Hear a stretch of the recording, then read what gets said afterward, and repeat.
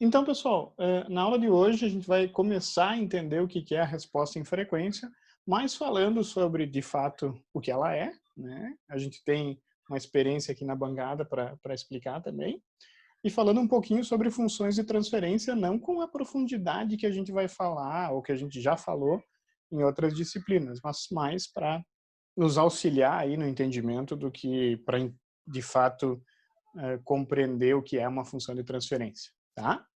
Seguinte, eu deixei um exercício para o pessoal que chegou aí, o pessoal que está ao vivo. Então, quem não assistiu ao vivo, até vou deixar espaço aqui, dá uma pauseada no vídeo agora e tenta resolver essa paradinha aqui, tá? O que eu solicitei? Eu solicitei para o pessoal encontrar a amplitude da tensão no capacitor em função da frequência da fonte, assumindo que a fonte tem uma amplitude unitária e a única coisa de fato que altera aí é a frequência nela, tá? Eu não estipulei nenhum valor para R e para C, quando isso acontece a gente assume álgebra mesmo, a gente vai usar R e C, tá? Esse exercício é um exercício muito bom para vocês perceberem o quanto os circuitos se modificam em função apenas da frequência do sinal que é aplicado a eles, tá? E nesse circuito é bem fácil de explicar e entender o porquê isso acontece. Quando a gente olhar a resposta, vou explicar um pouquinho mais, tá? Agora, como a frequência da fonte não é fixa, eu vou usar algumas simbologias um pouquinho diferentes. Quando a gente trabalha com uma frequência fixa, normalmente o fasor da fonte, né, VC, aqui a transformada fasorial, a gente representava como fasor V, né, que no sadico é o V maiúsculo, né? Quando eu estiver trabalhando com, mesmo que seja um fasor em função de uma frequência, eu vou deixar claro a dependência dele naquela frequência, mesmo que de fato ele não tenha. Por exemplo, o fasor de tensão da fonte ele é constante, não importa a frequência. Tá? Mas daí, de fato, V de ômega é igual ao valor fixo, né? Então eu vou dizer, ao invés de usar essa simbologia, eu normalmente vou chamar de V de ômega, nessa primeira parte. Depois, a gente vai chamar direto de V de S, tá? Que fique claro. O meu VC de T, agora, ele não vai ser mais propriamente o VC fasor, mas ele vai ser um fasor que é função de ômega, tá? Porque as coisas agora vão mudar. Por que que muda? Porque a própria impedância do capacitor é função de ômega. Se a impedância muda, com certeza o fasor de tensão no capacitor vai mudar, né? Então, só para a gente usar uma simbologia que faz mais sentido para nós, ok? Então, quando eu aplicar a transformada fasorial nesse circuito, eu vou ficar com uma coisa bem parecida com o que a gente trabalhava. Eu vou ter uma fonte de tensão V, só que agora é V de ômega, cujo ômega agora varia, não esqueçam disso. O meu resistor continua sendo R. O meu capacitor, a gente sabe que a impedância do capacitor é 1 sobre J ômega C, né? E a tensão nesse capacitor agora é VC de ômega. Só para indicar a dependência. Nesse caso, pessoal, como eu digo que V de T tem uma amplitude unitária, esse fasor aqui ele vai ser fixo. 1 com fase 0, no caso. Vamos assumir ele como referência. Tá? Mas a gente vai ver que eu nem preciso atribuir, de fato, um valor. E eu já vou mostrar agora para vocês. O que acontece? Se eu for calcular o fasor de tensão no capacitor VC, a gente viu que eu posso usar divisor de tensão nesse caso, porque eu tenho um circuito série. Então é bem fácil de mostrar que a tensão VC de ômega vai ser a própria tensão da fonte vezes a impedância do capacitor dividido pelo somatório das impedâncias. Então, R mais 1 sobre J ômega C. Eu ainda não vou fazer isso, mas daqui a pouco eu vou fazer. Eu posso multiplicar em cima e embaixo. Eu ainda não vou fazer o que eu ia fazer, né? Nossa, às vezes eu viajo, né? Esse V aqui eu posso trazer aqui para baixo, mas eu faço isso depois. Primeiro, eu vou multiplicar em cima e embaixo por J ômega C. Tá? E essa função aqui, ela vai começar a ficar com um formato um pouquinho mais legal. Ó. Eu vou deixar aqui embaixo. A tensão no meu capacitor vai ser a tensão da fonte vezes. Se eu multiplicar em cima e embaixo por J ômega C, eu vou ficar com 1 sobre J ômega RC mais 1. O que acontece agora, pessoal? Eu posso pegar essa tensão aqui, que é a minha tensão de entrada, e trazer aqui para baixo. E com isso, eu vou ter literalmente uma razão entre duas variáveis, entre dois sinais. Tá? A essa razão entre o sinal de saída sobre o sinal de entrada, a gente dá um nome velho conhecido de vocês em outras disciplinas, que é função de transferência. E no caso desse sistema, essa função de transferência é um ganho de tensão. Por quê? Porque dada uma tensão de entrada, vezes uma função especial, eu tenho uma função de saída. Então, na verdade, eu tenho literalmente um ganho de tensão. Eu estou multiplicando a minha tensão de entrada por alguma coisa, por um ganho, para ter a minha tensão de saída. Então, um jeito bem bonito de escrever isso aqui é utilizando funções de transferência, que depois eu faço de novo. Na verdade, eu estou com um pouco quadro aqui, né? Então, eu vou literalmente responder essa pergunta aqui. Ó. Se o meu fasor de entrada é constante, ele é, tá? Porque lembrem-se que o fasor ele não contém a frequência, né? Ele só contém magnitude e fase. Então, essa fonte aqui ela vai ter sempre magnitude unitária. Tá? Então, se eu considerar que esse carinha de fato é 1, o fasor de tensão do capacitor é uma função de J, de ômega, né? Pode ver. Tá? Isso aqui vai ficar, em resumo, 1 sobre J ômega RC mais 1. Por exemplo, se eu quero calcular a resposta desse sistema para ômega valendo 0, tá? E para ômega valendo 0, na verdade, essa é uma onda CC, porque a frequência tende a 0. Tá? Uma constante, eu posso pensar numa, por mais estranho que pareça, num cosseno com frequência nula. Né? Se eu pego o cosseno e vou diminuindo a frequência, o que vai acontecendo? Ele vai ficando cada vez mais parecido com uma reta, né? É bizarro. Não importa, para qualquer frequência, eu posso vir aqui, plugar o valor da frequência ômega e descobrir qual vai ser a função, a tensão de saída. Então percebam que a própria tensão de saída é função da frequência do sinal de entrada. Vocês já sabem isso. Provavelmente já sabem. Né? Mas a gente estava trabalhando com uma frequência fixa até agora. O meu objetivo agora é literalmente desenhar essa curva aqui para eu ter todo o comportamento do meu circuito. Por exemplo, se eu quiser saber a frequência, para a frequência 10 kHz, qual vai ser a tensão aqui nesse capacitor?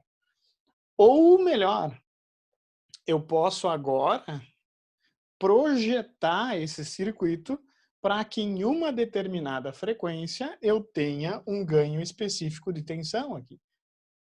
Tá? Então eu posso fazer as duas coisas. Eu posso estudar como vai ser a tensão, ou eu posso projetar, dados uma frequência que eu queira trabalhar, eu posso projetar o R e o C para eu ter um comportamento desejado. Tá? Só que eu só consigo fazer isso se eu entendo bem como é que é essa curva aí, como na verdade é a curva de resposta em frequência de circuitos. Então, o que acontece, pessoal? É especificamente esse carinha, ó. Para ômega tendendo a zero, essa funçãozinha aqui, ela vai tender para 1. Porque vai ficar 1 sobre J0 mais 1, que é 1. Mas, à medida em que o ômega cresce, imagina, à medida que a frequência da fonte aumenta, esse termo J ômega RC, ele vai diminuir. Ele vai aumentar, né? Desculpa. Porque o ômega... Então, à medida que ômega aumenta, né, esse termo J ômega RC, ele vai aumentar proporcionalmente. Se esse denominador aumenta, consequentemente, o módulo disso aqui diminui. Tá? Só que mais importante não, também importante nesse caso, é eu perceber que não é só o módulo que é afetado. Né?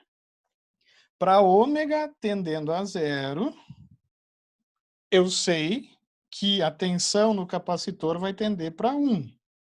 Porém, para um ômega valendo, sei lá, 10, dependendo do valor do produto RC, que vocês já viram isso em análise 1, né?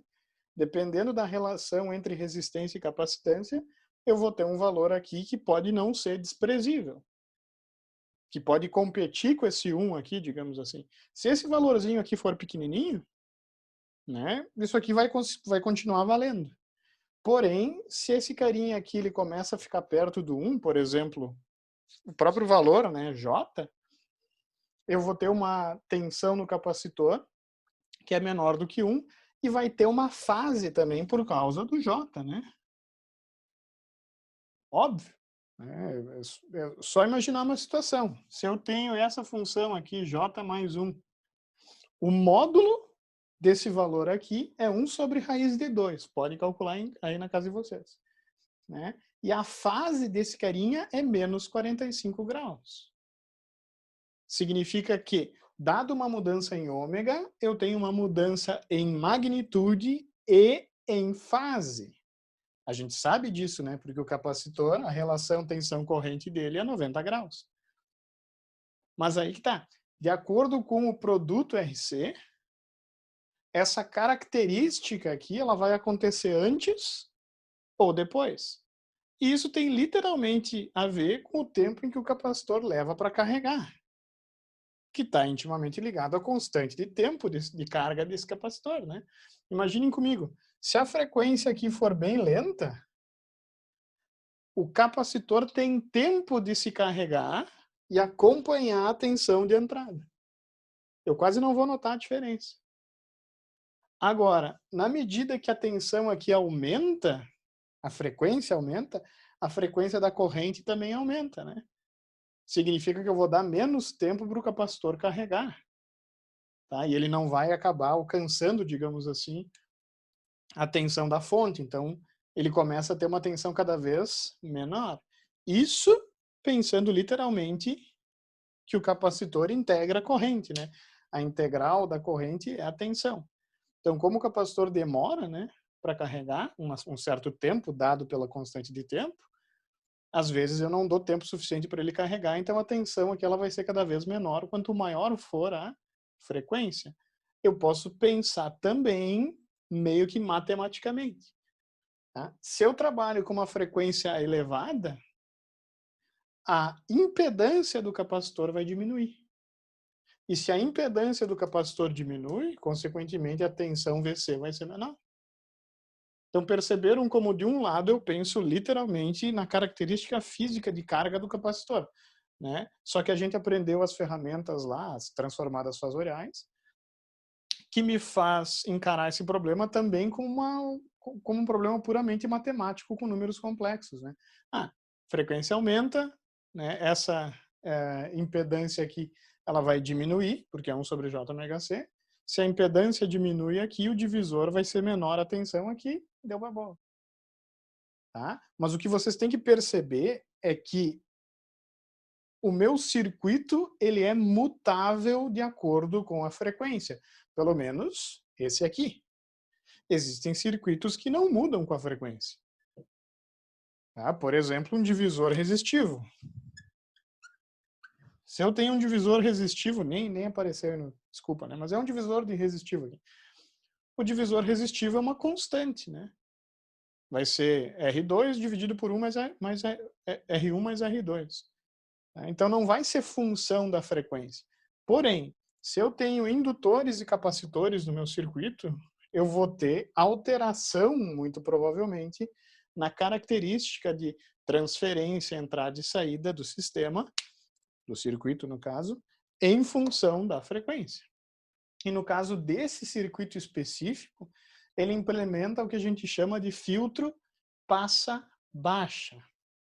Por que que isso aqui é um filtro passa-baixa? Porque para frequência baixa, para ômega tendendo a zero, esse circuito aqui ele vai deixar passar. A amplitude da saída é igual à amplitude da entrada. E, inclusive, a fase da saída é igual à fase da entrada. Porém, com o aumento do ômega, esse termo aqui vai aumentar, consequentemente o módulo vai diminuir. Tá? E ele vai diminuir tanto quanto maior for ômega. O que acontece com a fase da saída? Com a fase da tensão no capacitor, que não foi nem a minha pergunta, né? A fase da tensão no capacitor, ela começa em zero. Mas ela vai paulatinamente se deslocando no sentido de atrasar. Porque quando eu tiver com um produto ômega RC alto, esse denominador vai ter fase praticamente 90 graus. Vai ficar 1 dividido por uma coisa que tem fase 90, vai ir para cima menos 90. Então, na verdade, a fase da tensão ela vai atrasando, tendendo cada vez mais para uma onda defasada 90 graus em relação à entrada. Tá? E com isso eu descubro todo o comportamento em frequência do circuito. Eu sei que esse circuitinho para baixa frequência tem ganho 1. Para alta frequência, ele vai zerar a saída. Eu vou mostrar para vocês. Tá? Só para responder a pergunta, né, que é encontrar a amplitude da tensão em função da frequência ômega. Né? Para calcular a amplitude do VC, eu preciso calcular o módulo disso aqui, né, que é a amplitude do fasor. Tá? O módulo disso aí, o módulo de VC, eu acho que nem mal vai... Ah, não, tá aí, beleza. O módulo de VC vai ser o módulo do numerador, que é 1, dividido pelo módulo do denominador, que é o módulo desse número complexo, que é raiz de 1 mais RC vezes ômega ao quadrado. Eu sei que ficou pequenininho, mas mal apareceu aí, né? Mas eu tinha pouco espaço no quadro também. Então percebam que o módulo é uma função, é 1 sobre a raiz de uma soma que tem coisa ao quadrado. Então é uma funçãozinha chata. Né? Se eu fosse desenhar essa função, ela é assim, essa função. É o inverso tipo de uma curva logística, mais ou menos. Né? Ela tem esse comportamento aqui, deixa eu ver para vocês aqui. Ela começa em 1 e decresce até 0, que é o que a gente avaliou, né? Inclusive. Só que ela é ruim de desenhar assim. Essas curvas de resposta em frequência, elas são muito ruins de desenhar com uma escala linear. E é exatamente por isso que a gente usa a escala logarítmica. Vocês devem estar ouvindo bastante da curva do Covid, que eles fazem o número de vítimas e o número de casos, o eixo das ordenadas, eles colocam numa escala logarítmica, né? Por quê? Porque fica muito mais fácil de visualizar ou de saber o número de casos confirmados, por exemplo, nessa escala, porque a progressão da coisa é exponencial, né? Então, se eu for ver a curva, ela é assim, ó. Tá, mas e se eu quiser saber o número de mortes aqui no início da pandemia? Olhando no tempo, fica muito ruim, né? Perdão. Olhando com a escala aqui, sem estar na escala logarítmica, fica muito ruim de ver esse valor. Tá? Então, acontece uma coisa muito parecida com isso aqui na resposta em frequência. Se eu desenho essas curvas como gráficos normais, digamos assim, amplitude linear, frequência linear, são gráficos difíceis, primeiro, de traçar e difíceis de rapidamente eu verificar amplitudes, por exemplo. Tá? Porque elas têm transições muito rápidas e fica ruim de ver, por exemplo, os valores em alta frequência. Tá? Para isso que a gente vai estudar uma coisa que a gente chama de diagramas de Bode, tá? Que são representações, são gráficos de magnitude e fase das funções de transferência, que eu já vou explicar no próximo quadro, tá? Só que com algumas peculiaridades. Né? A frequência vai estar na escala logarítmica, tá? Quando chegar a aula eu vou explicar o que é isso. E a magnitude vai estar em decibéis. Tá? Mas isso é papo para outra aula. O objetivo dessa aula aqui é entender isso que eu estou acabando de falar. Então, pessoal, eu preparei aqui uma protoboard extremamente simples, ridiculamente simples. Dá uma olhada aqui, ó. Tenho 2 circuitos. Assim, tem... Acho que até meu primo que faz design conseguiria fazer isso que eu estou fazendo aqui. Ramiro, que adoro Ramiro. Seguinte, ó, pessoal. O circuito que está aí na protoboard, que eu vou agora fazer aqui, mudar a frequência para vocês verem esse comportamento, ele é o mesmo circuito do quadro. Porém, o valor aqui dos componentes, eu estou usando um resistor de 1 kΩ. Eu vou até anotar aqui no quadro, só para eu ter o valor, depois eu... R igual a 1 kΩ. E o capacitor é 560 nanofarad, tá? Olhem só o que está acontecendo. Desculpa aí o meu gerador, ele é do tempo do EPA, olha só. Uou! Tá? Então eu vou ter que mudar o range volta e meia. Então, se vocês estão notando aí, a frequência ela está diminuindo, ó, tá vendo? Parece que tem uma onda só, mas literalmente eu estou colocando a tensão da fonte e a tensão no capacitor na mesma curva, uma em cima da outra, nem consigo ver a diferença. Tá? Agora eu vou mudar o range da frequência. A frequência está aqui do lado, nem tem borda agora a frequência, não vai aparecer uma borda aqui. A frequência está em 1 Hz, eu até consigo ver a onda, não sei se vocês conseguem. É 1 Hz, extremamente baixo. Vamos aumentar a frequência aqui. A frequência agora foi para 15 Hz. Deixa eu melhorar aqui. Ó, talvez agora vocês estão conseguindo ver que são 2 ondas, ó? Não sei. Mas enfim. Ainda está uma onda em cima da outra. Tá? Vou aumentar um pouco a frequência. Ó, vou aumentar a frequência. Elas ainda continuam uma em cima da outra. Eu vou aumentar o range aqui da frequência. Só um minutinho. Agora minha frequência foi para 53. Não sei se vocês conseguem ver aqui. Ó, 53 Hz. E eu vou aumentar aqui a escala do tempo. Olhem o que começou a acontecer. Ó. Vocês perceberam que a onda verde começou a se atrasar um pouquinho da onda amarela. Tá? Isso acontece por quê? Porque a própria função de transferência é 1 sobre J ômega RC. Agora o produto J ômega RC, eu até posso calcular, ele começou a não ser desprezível frente ao 1. Né? Até deixa eu voltar aqui para o quadro para vocês verem. Esse carinha aqui, ó.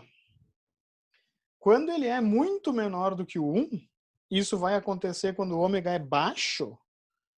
Tá? Quando ele é muito menor do que 1, o produto ômega RC, né? Esse carinha vai ser praticamente 1.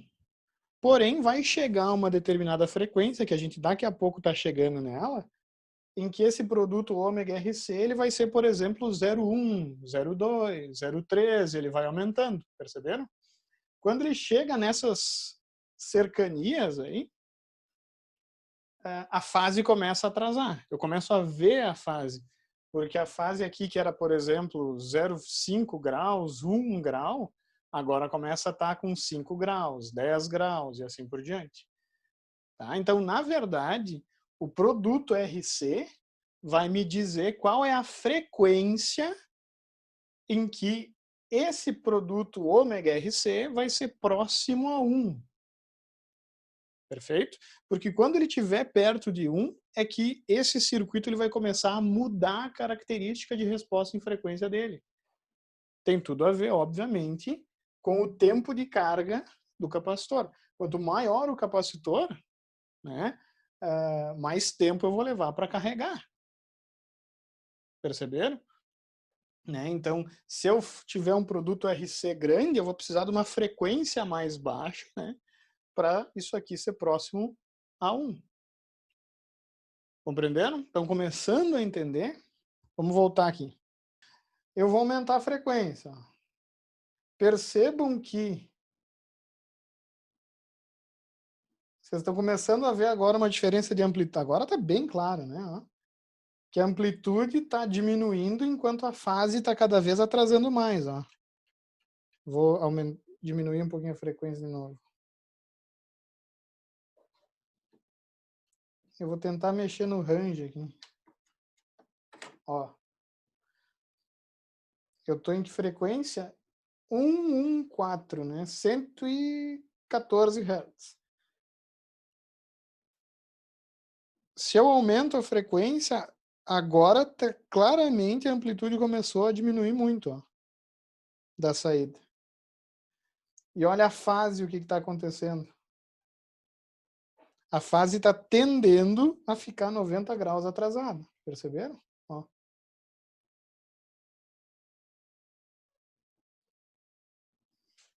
Tá? Isso aqui é literalmente um filtro passa baixa, que nem eu falei. Componentes abaixo de certa frequência, que a gente logo vai ver qual é, elas passam para a saída, né? Então a saída vai ser igual à entrada. Mas para a partir de determinadas frequências, a tensão de saída vai ser cada vez menor. Né? Então vou mudar o range aqui de novo. Ó. Olha como diminuiu a saída. Ó. Deixa eu aumentar aqui. Vou mudar o range de novo. Ó. Fica até difícil agora de ver, né? Praticamente zerou, mais uma vez. Ó. Agora está praticamente reto. Óbvio que não é. Se eu der um zoom brutal aqui, dá para ver que eu tenho uma componente CA. Ó. Mas imagina, isso aqui é praticamente puro ruído, né? A tensão de saída está tão baixa que ela meio que ficou do nível do ruído quase. Né? Óbvio que não, né? Tô exagerando. Mas o que vocês têm que notar é que quanto maior a frequência, menor vai ser a amplitude da tensão. Mas a fase, né? Eu não consigo uma frequência maior do que essa, meu gerador não é tão bom, né, pessoal? Mas a fase aqui, ó, se eu olhar a fase, ficou bem ruim de ver, mas dá para ver que ela está ainda 90 graus, ó. O pico está aqui, ó, da onda, bem coincidiu quando a outra onda está zerando. Tá? Então, eu comprovei aqui na prática, é óbvio, um circuito extremamente simples. Quisera eu que vocês pudessem fazer essa experiência na prática, né? Mas eu tentei trazer aqui para vocês isso acontecendo para a gente não ficar só na matemática, né? Para a gente sair um pouquinho disso. Mais interessante também, pessoal, eu vou calcular para esses valores aqui qual que é a frequência em que ele muda esse comportamento, tá? Que é conhecida como frequência de meia potência. E eu já vou falar para isso aqui cravar na mente de vocês. A frequência de meia potência do circuito é a frequência em que a tensão de saída vai ter a metade da potência, ou vai gerar a metade da potência que a minha tensão de entrada gera. Isso está associado ao momento em que a tensão de saída é raiz de 2 vezes a tensão de entrada. Tá? Vou voltar para o quadro. Na verdade, não, vou colocar aqui no MATLAB. Deixa eu compartilhar. Que agora eu posso falar isso. Ah, mas credo. Então, pessoal, para o meu circuito, tá? O meu R é 1000 ohms. E o meu C, ele é, deixa eu ver, 560 nanofarad. O produto RC R vezes C aqui, vai ser 5,6 vezes 10 na menos 4. Pessoal, essa é literalmente a constante de tempo, né? Se vocês não esqueceram, o tal do circuito RC é R vezes C. O que acontece? A frequência em que acontece essa quebra no comportamento desse filtro, deixa eu até aumentar aqui, né? É literalmente o inverso do produto RC. Por quê? Está associado literalmente ao momento em que eu vou ter 1 sobre raiz de 2 no módulo.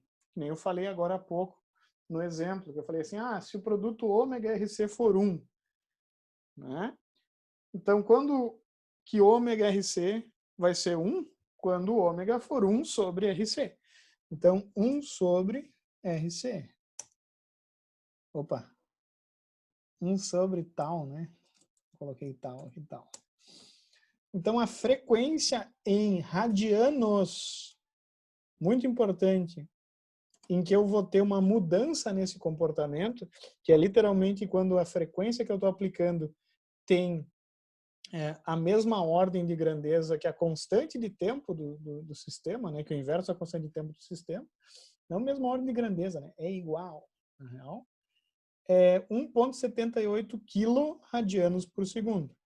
A gente sabe que ômega é igual a 2πf, então F igual a ômega sobre 2π. Então, se eu pegar isso e dividir por 2 vezes π, eu tenho 284 Hz. Vamos voltar aqui para o nosso circuitinho. E agora eu vou literalmente botar essa frequência, 200 e... Tá? 100 e pouco. Vamos ver se eu consigo chegar a 280. Opa, já passei. 284. 284. Olha só que interessante. A tensão de entrada é 2,59.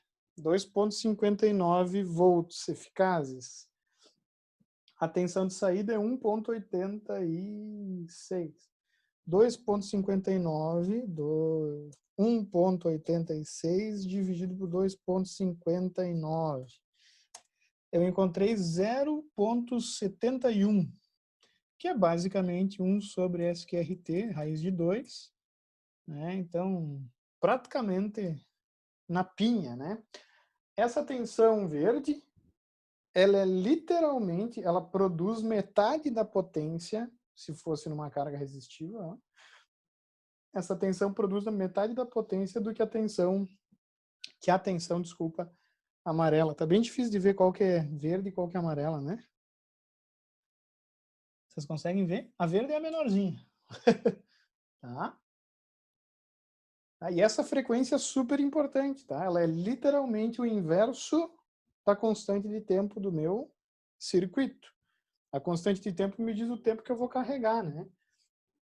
E eu expliquei para vocês que isso está intimamente ligado à dificuldade ou não da tensão no capacitor carregar até a tensão, né, da fonte. O que eu vou fazer agora? Eu vou inverter o capacitor e o indutor e o resistor aqui. Vou inverter eles, só um minutinho. Que na verdade eu posso simplesmente inverter a entrada aqui. Tá? Agora, na verdade, eu vou estar amostrando, entre aspas, a tensão no resistor e não mais a tensão no capacitor.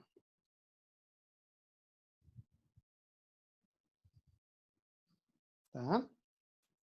Olhem o que vai acontecer. Tá?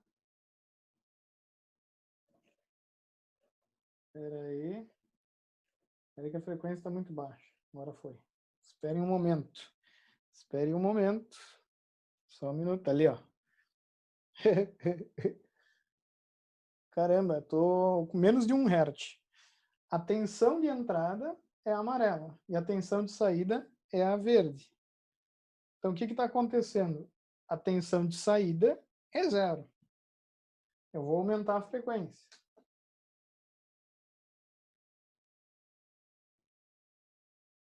Né? A tensão de saída continua 0, pode ver. Ó. Agora, o que eu fiz? Eu mudei o circuito, hein? Eu inverti a posição do resistor e do capacitor. Deixa eu voltar para... Espera aí. Agora, na protoboard, eu fiz assim, ó. Eu peguei esse capacitor, coloquei aqui, peguei esse resistor, coloquei aqui. E estou medindo a tensão no resistor.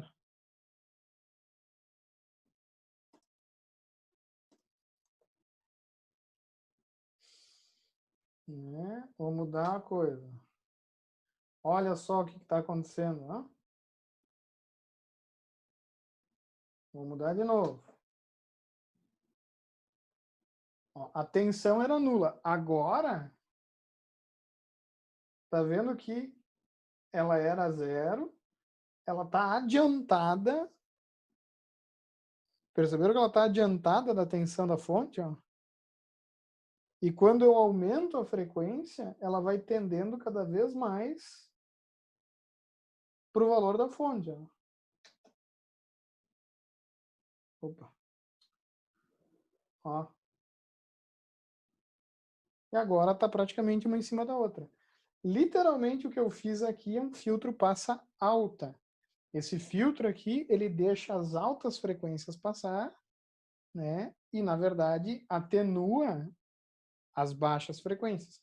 Ele tem literalmente o comportamento invertido, inverso ao comportamento de antes. Tá? Então, eu só mudei 2 elementos de lugar aqui e eu tive uma resposta completamente diferente.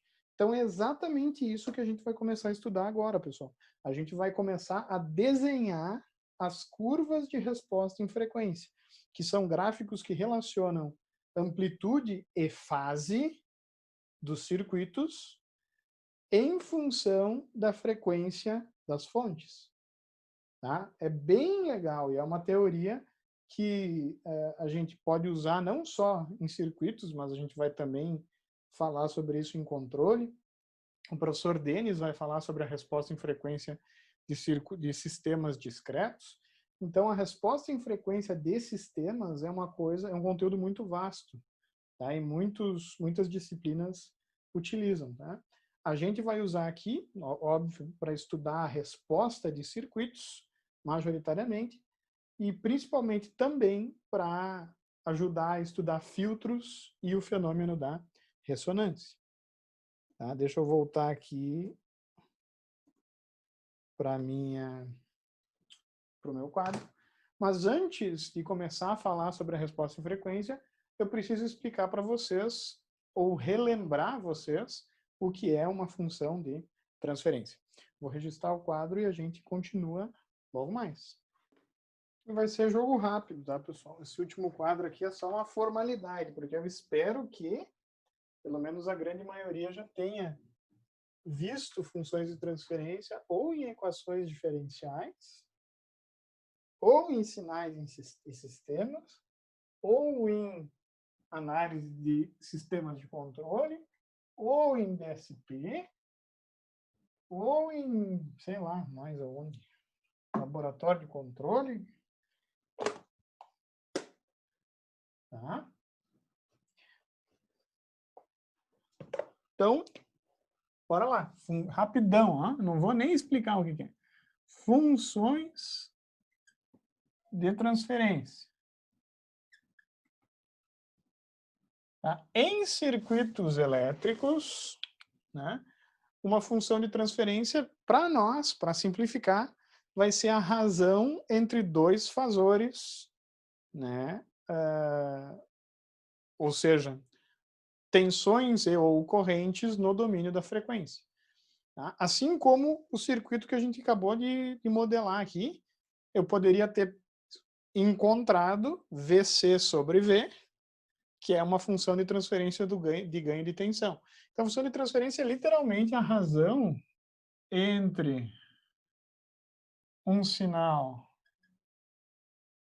de saída e um de entrada no domínio da frequência. E o que é mais interessante na função de transferência? Ela independe dos sinais.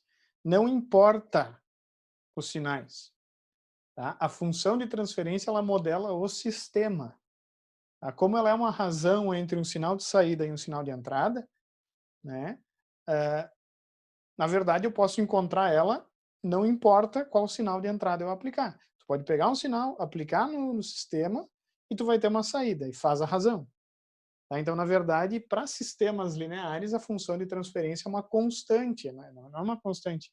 Ela é fixa, não importa os sinais que eu trabalho. E os nossos circuitos, como são circuitos lineares, planares, bonitinhos, tranquilinhos, né? Eu vou ter sempre a mesma função de transferência, indiferente dos sinais que eu tenho na função. Tá? Então, o que acontece? Para nós, como os nossos sinais são tensões e correntes, eu tenho 4 possibilidades de funções de transferência. A primeira, né, se eu tenho uma tensão de saída sobre uma tensão de entrada, VO sobre VI, eu vou chamar essa função de transferência de ganho de tensão. E um detalhe, hein, pessoal? Não é porque é ganho que é uma coisa maior do que 1. Tá? O meu ganho de tensão pode ser, na verdade, uma atenuação. Se o ganho de tensão é de 0,1, significa que a saída é menor do que a entrada, que é o que acontece no filtro passa-baixa. O filtro passa-baixa nunca vai ter um ganho de tensão, nesse caso, o nosso exemplo, não vai ter um ganho de tensão nunca maior do que 1. Tá? Fique claro. E outra, esses ganhos são função de ômega. E esses ganhos, eles são especiais, né? Como eles são funções de ômega, né? Ele não é só um ganho de amplitude, né? A função de transferência, ela mexe na amplitude e na fase. Não esqueçam disso. Então, isso é um ganho de tensão. Se eu tenho uma corrente de saída sobre uma corrente de entrada, por óbvio, isso é um ganho de corrente. E existem mais 2 funções de transferência. Eu tenho uma tensão de saída sobre uma corrente de entrada e V sobre I é uma impedância, né? Então, isso aqui pode ser tanto uma impedância quanto uma transimpedância. Tá? Por quê, pessoal? A gente chama de impedância quando a tensão e a corrente estão sobre o mesmo dipolo, normalmente. Daí eu só chamo impedância. Porém, se VO estiver num lugar do circuito e I estiver num outro lugar, né, daí isso aí na verdade, é uma impedância de transferência que a gente chama, ou transimpedância. Tá? Então isso aqui pode ser chamado de ganho de transimpedância, ou só transimpedância, ou às vezes até impedância. Eu vou colocar transimpedância.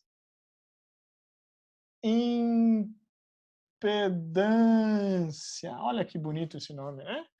Esses são os nomes que eu mais gosto. Né? Transimpedância 1, o próximo é um nome que eu adoro também, impedância. Impedância. Eu gosto também de Chebyshev eu gosto. Né? Hurwitz, eu gosto também de falar. Várias palavras boas aí.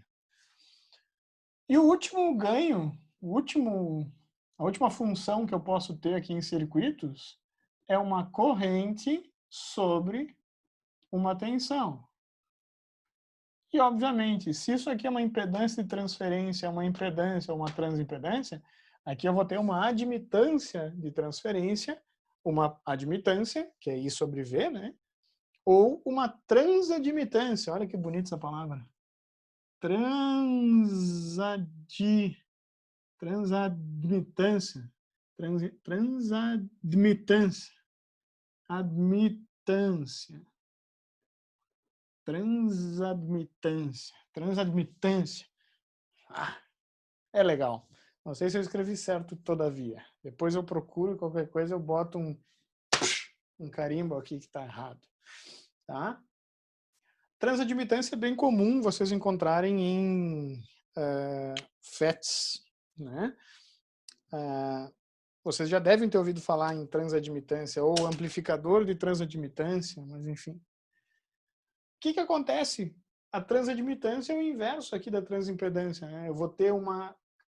Eu quero saber uma corrente num lugar em função, na verdade, né, a relação entre uma corrente e uma tensão. Tá? Vou dar um exemplo, e na verdade eu vou deixar, deixa eu ver que horas são, eu vou deixar exercícios para vocês. Ah, olha só. Nesse circuitinho aqui, são circuitos simples. Vamos imaginar que eu tenha esse circuito aqui. Ó. Circuito simples, mas que dá um trabalho, hein? Esse carinha aqui vai ser L, esse carinha aqui vai ser R, esse carinha vai ser C. Tá? Esse carinha aqui vai ser o I de ômega. Barbadinha, né? E esse carinha aqui vai ser a tensão VC de ômega. Tá? Eu posso também ter aqui uma corrente, se eu quiser. I, O de ômega. Tá bom? Cara, é um circuitinho simples, mas que dá para fazer milagre, hein? Dá para fazer milagre. Vou deixar simples por enquanto. Eu vou querer duas funções de transferência associadas a esse circuito. Tá? A primeira é um ganho de corrente, IO sobre I. E a outra é uma transimpedância. Ó. É a tensão de saída sobre a corrente de entrada. Perceberam como ela é uma transadmitância? Né? Porque a tensão está nesse capacitor aqui, e a corrente é a corrente da fonte.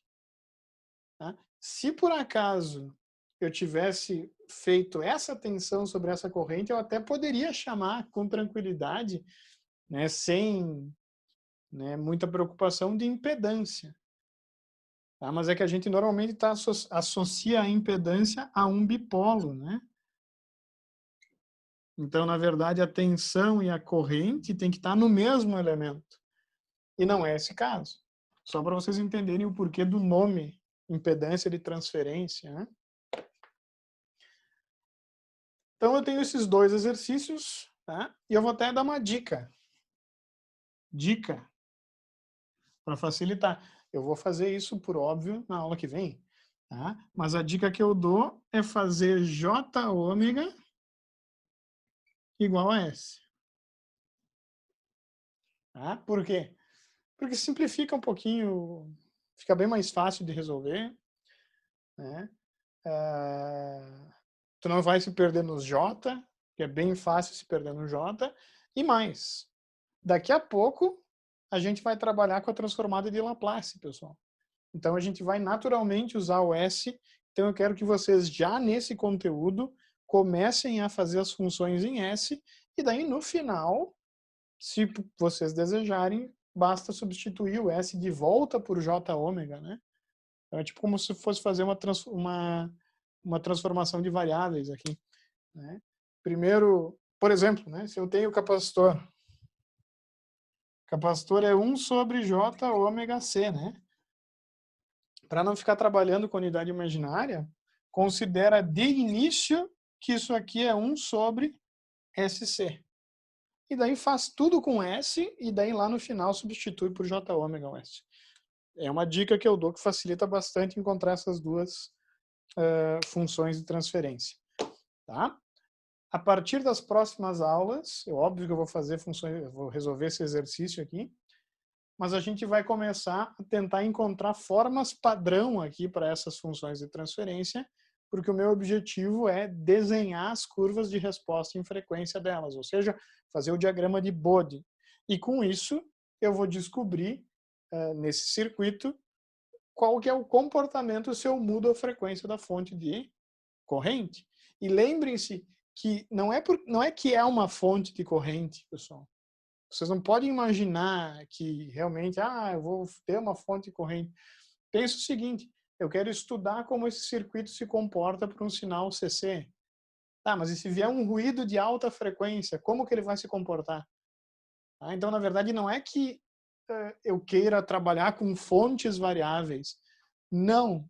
Eu quero, na verdade, estudar como que a alteração de frequência numa corrente que está aqui vai repercutir, por exemplo, na tensão do capacitor. E nesse circuito fica fácil, né? Fica fácil, vocês têm que ter essa noção. Ó. Se a minha frequência aqui tender a zero, se a frequência da fonte, ou se a frequência dessa corrente, melhor dizendo, for zero, indicando uma onda contínua, né? Esse indutor ele vai ser um curto-circuito, né? Porque J⍵L vai tender para zero. Então, na verdade, vai ter que zerar IO e vai ter que zerar VC. Tá? Para alta frequência, esse indutor abre. Né? O indutor vai abrir. Tá? E esse capacitor vai curto-circuitar. Então, na real, IO vai tender para o valor da fonte. Né? E a tensão no capacitor vai tender para zero também. Tá? Então, eu quero que vocês agora, sempre que olharem um circuito, imaginem os limites de operação. Imaginem a frequência variar para os limites, de zero até infinito. Vocês têm que ter essa curiosidade nesse momento, porque a gente, de fato, vai fazer isso. A gente vai estudar para todas as frequências. Tá bom? Pessoal, eu vou ficar por aqui. Eu falei muito nessa aula. E esses temazinhos aqui, eles parecem fáceis, assim, eles são fáceis, né? Mas eles exigem uma álgebra que eu quero que vocês exercitem até a aula que vem, por favor. Então, nesse tempo que sobrou aí, sobrou uns 20 minutos, né? Façam essas duas coisinhas, né? Ou utilizem esse tempo para fazer o trabalho 2, né? Mas, enfim. Beleza, pessoal? Até a próxima.